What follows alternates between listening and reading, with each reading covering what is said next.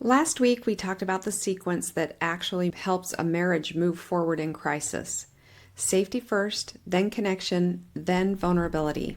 And for a lot of you, that gave you a plan. But today, I want to talk about what happens after you have the plan, because this is where so many people get discouraged. You start trying to show up differently. You give your spouse space. You stop pushing the conversation.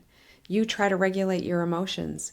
You listen instead of defending. You own your part. You stop making every interaction about the state of the marriage. And then your spouse still seems distant. They still don't soften. They don't trust it. They still don't say, wow, I can really see how much you're changing. And suddenly you start wondering, is this even working? Or worse, why am I trying so hard if they don't even care? And that is exactly what I want to talk about today. Because if you're in a marriage crisis, one of the most important shifts that you can make is this. You have to stop using your spouse's reaction as the scorecard for your growth.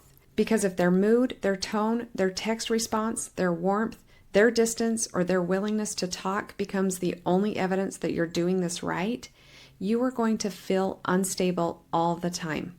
And when you feel unstable, you usually go right back to the old pattern. So today we're going to talk about what to measure instead. Hey there, welcome to the Focus Podcast with Taralee. This is the place where we talk about real life, real relationships, and how to grow through it all. If you're looking for simple mindset shifts, better communication, and deeper connections, you're in the right spot.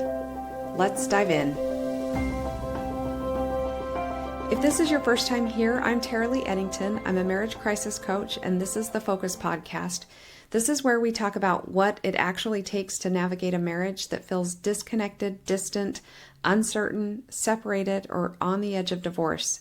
And if this episode speaks to you, make sure you follow the show or subscribe on YouTube, because I'm walking you through this crisis one steady step at a time. Not with quick fixes, not with panic, not with say this one perfect sentence and your spouse will come back, but with the tools that help you become steady enough to create safety, connection, and real repair.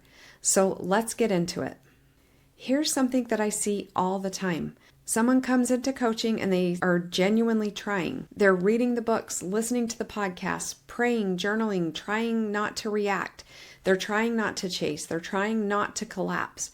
They're trying not to make their spouse responsible for calming them down. And then they'll tell me something like, I gave her space and she still seemed annoyed.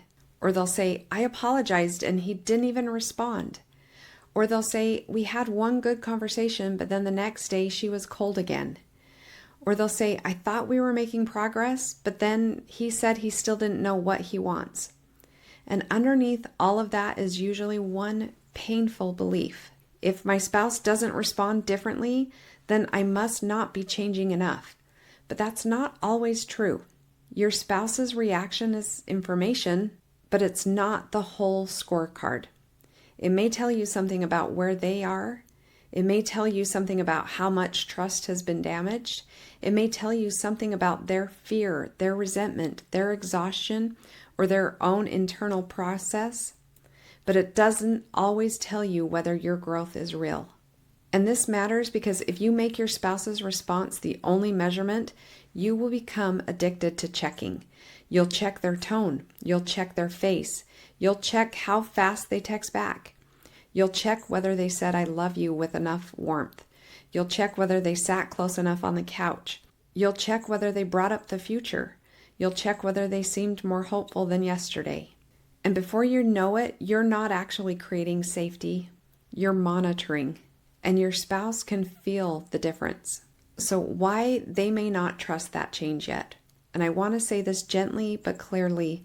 If your marriage has been in crisis for a while, your spouse may not trust your change right away. And that doesn't automatically mean that they're cruel or unforgiving or impossible or committed to staying stuck.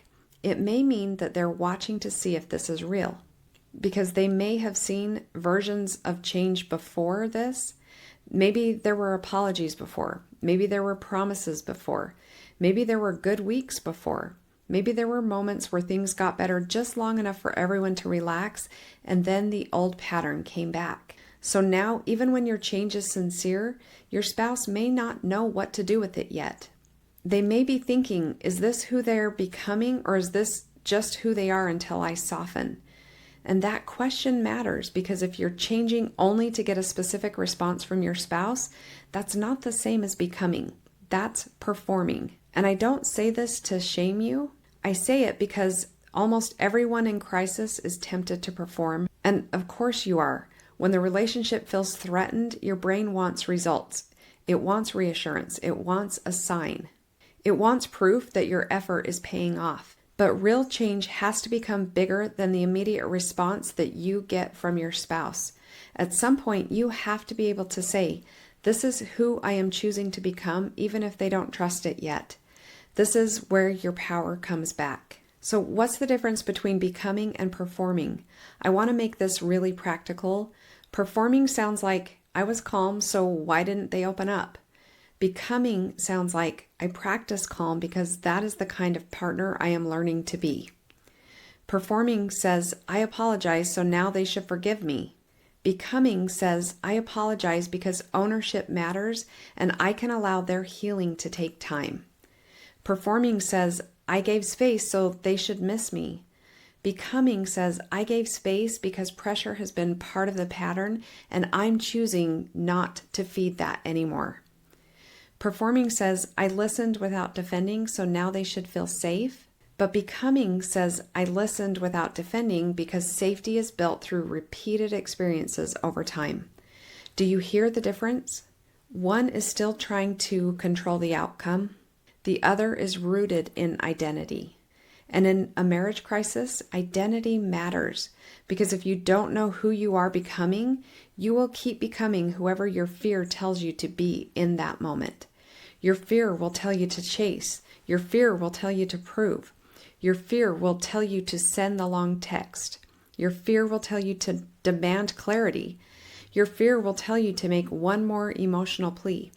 Your fear will tell you to ask, do you still love me, when your spouse has already told you that they feel pressured. And then afterward, you will feel ashamed because you knew better.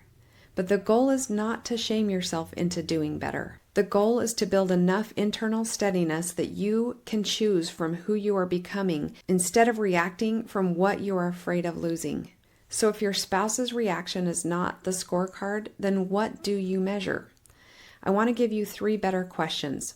Question 1, did I stay in alignment with the kind of partner I am becoming?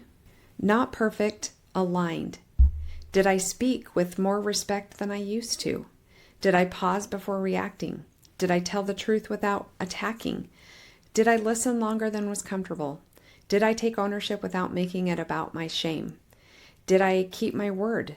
Did I give space without punishing them for needing it? That is progress, even if your spouse didn't clap for it. Question 2, did I interrupt the old pattern? Now this one is huge because sometimes progress does not look like a romantic moment.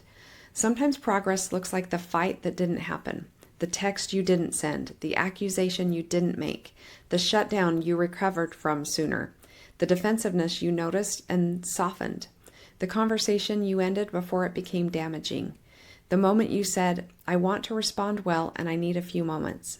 That counts.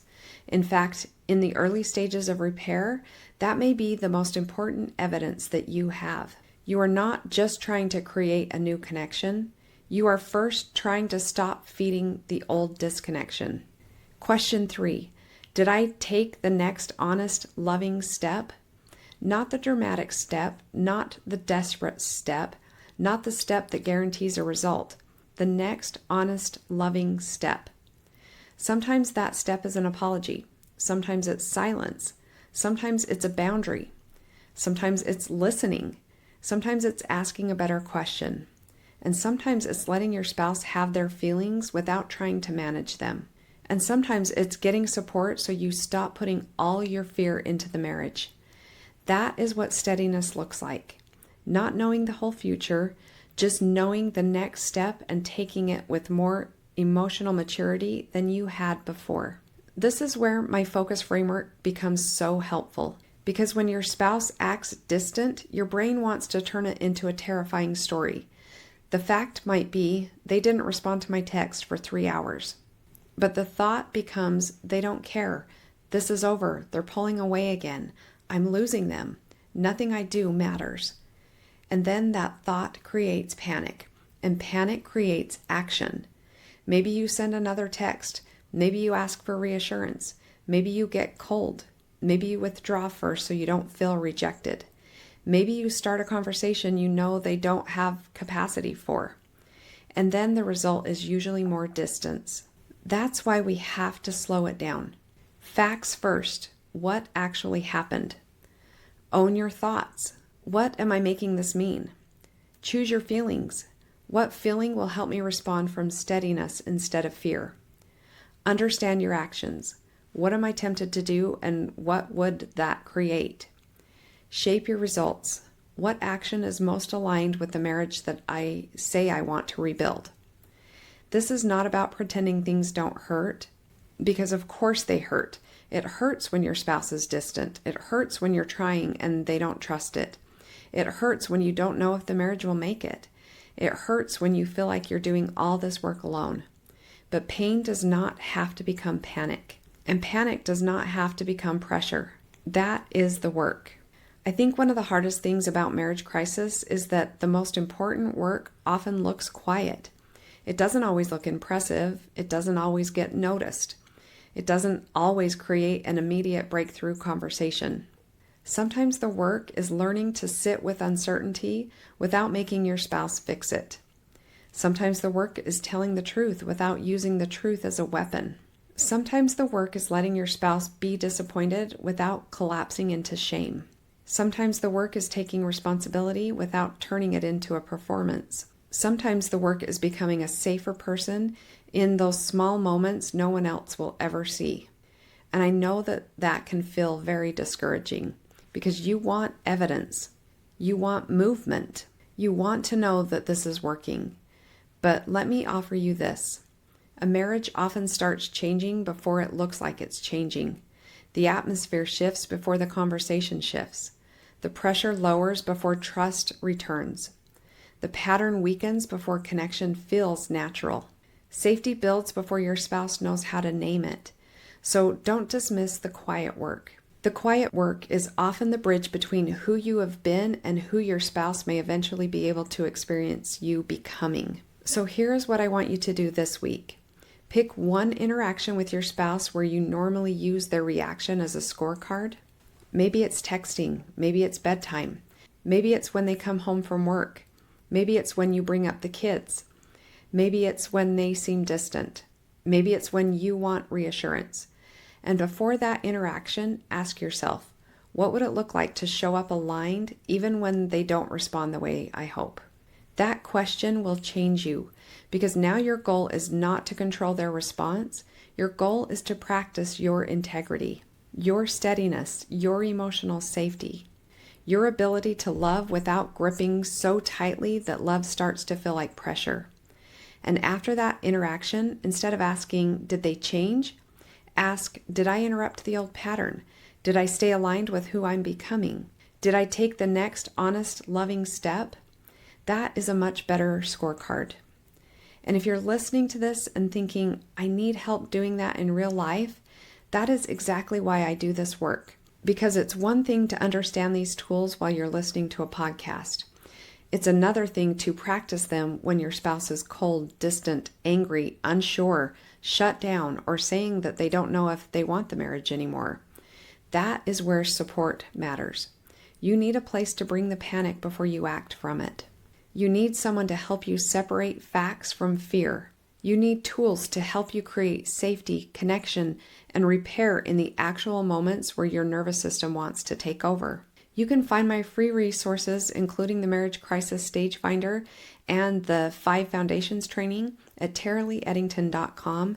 And if I'm currently offering consultations when you hear this episode, you can book a consultation call there as well. If private coaching is full, make sure you get on the wait list for my small group coaching experience because that is where I'll be helping people walk through this work with real coaching, real tools, and real support. So here's what I want you to remember for today. Your spouse's response matters, but it cannot be the only scorecard. Because if you measure your growth only by their reaction, you will lose yourself every time they have a hard day, a guarded moment, or a wave of doubt. Your work is to become steady enough that your growth doesn't disappear just because their fear is still present. That is how safety begins. That is how patterns change. That is how connection eventually has room to return. Not because you forced it, but because you became someone who can hold steady long enough for something new to be experienced. That is your next right step. So remember, what you focus on expands. I will see you next week.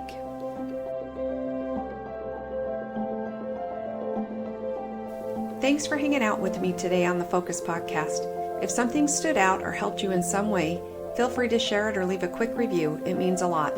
Keep showing up, keep growing, and I'll catch you in the next episode.